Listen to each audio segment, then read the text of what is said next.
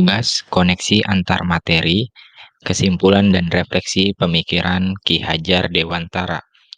Modul 1.1 oleh Muhammad Yasir, calon guru penggerak Angkatan 8, SMK Negeri 60 Jakarta, DKI Jakarta. Pertanyaan pemantik, kita hari ini ada 3.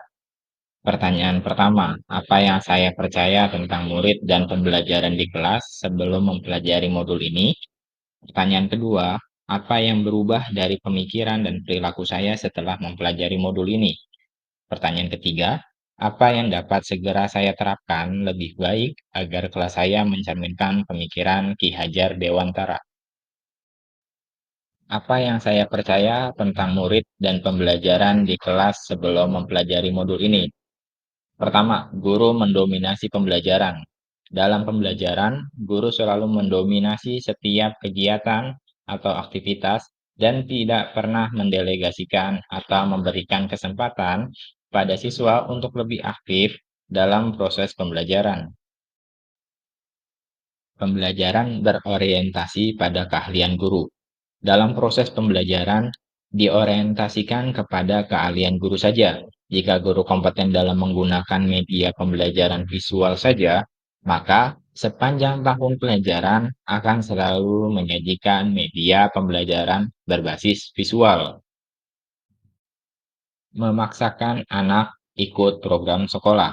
Dalam membuat dan menjalankan program sekolah, anak diharuskan untuk selalu mengikuti setiap kegiatan dalam program sekolah yang sudah dibuat dan diterapkan tanpa melakukan identifikasi secara mendalam kepada anak. Kurang menggali dan memahami karakteristik siswa. Guru masih kurang dalam mencari, menelaah, dan menggali secara mendalam terkait dengan karakteristik siswa yang beraneka ragam dengan jenis keunikannya masing-masing.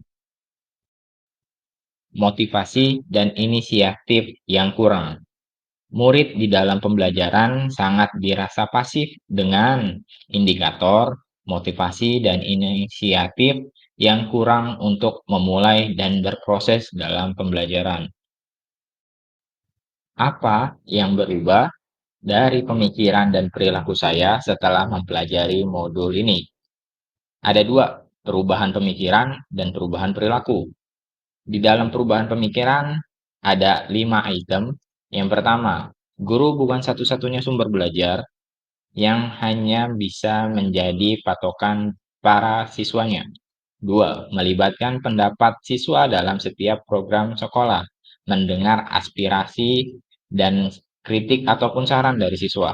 Ketiga, setiap anak berhak untuk dikenali karakteristiknya masing-masing sesuai dengan kodrat alaminya. Keempat, memperbanyak variasi dalam proses pembelajaran. Kelima, mengidentifikasi murid secara mendalam. Adapun perubahan yang kedua adalah perubahan perilaku. Ada 4 poin. Yang pertama, lebih cermat dan utuh dalam melihat dan mengidentifikasi bakat minat murid, yang itu berhubungan dengan kodrat alamiah murid itu sendiri. Yang kedua, mengemas pembelajaran secara menarik untuk memancing motivasi dan inisiatif murid agar tumbuh. 3, memberikan kesempatan sebanyak mungkin kepada murid untuk memimpin kegiatan pembelajaran, sehingga guru hanya sekedar fasilitator dan memonitoring kegiatan proses pembelajaran. Keempat, mengupdate diri atas kemajuan pembelajaran. Apa yang dapat segera saya terapkan lebih baik agar kelas saya mencerminkan pemikiran Ki Hajar Dewantara? Ada 5 poin yang akan saya jelaskan. Yang pertama, pembelajaran kontekstual yang akan sering dilakukan murid di masyarakat umum ataupun masyarakat industri. Yang kedua, mensinkronkan pembelajaran dengan kodrat alamiah anak dan kodrat zaman dalam kerangka dunia pekerjaan murid nanti.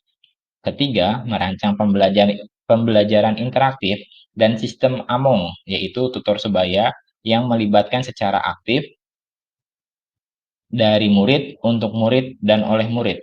Keempat, mentreatment murid sesuai kodrat alamiah, bakat, minat, dan gaya belajarnya. Kelima, mencoba untuk menerapkan proses pembelajaran berbasis kearifan lokal dan budaya setempat. Simpulan, dalam poin ini, yang bisa saya jabarkan yaitu ada 3 poin. Pertama, pendidikan adalah upaya menuntun murid sesuai dengan karakteristik, bakat, minat, dan gaya belajar, kodrat alamiah sesuai dengan kodrat zamannya kelak. Kedua, sistem Among Ki Hajar Dewantara dalam pendidikan bisa berjalan jika pendidik memiliki kecerdasan fleksibilitas, kapan ketika menjadi contoh di depan, merangkul dan mengayomi dari tengah, serta memotivasi dari belakang. Ketiga, intisari pendidikan ialah menghamba pada murid, menjadikan murid dalam pembelajaran sebagai objek, subjek, visi, misi, dan kerangka kerja seorang pendidik. Baik, itu saja yang bisa saya jabarkan dan saya presentasikan pada kesempatan kali ini terkait dengan tugas koneksi antar materi modul 1.1 Pemikiran Ki Hajar Dewantara. Terima kasih.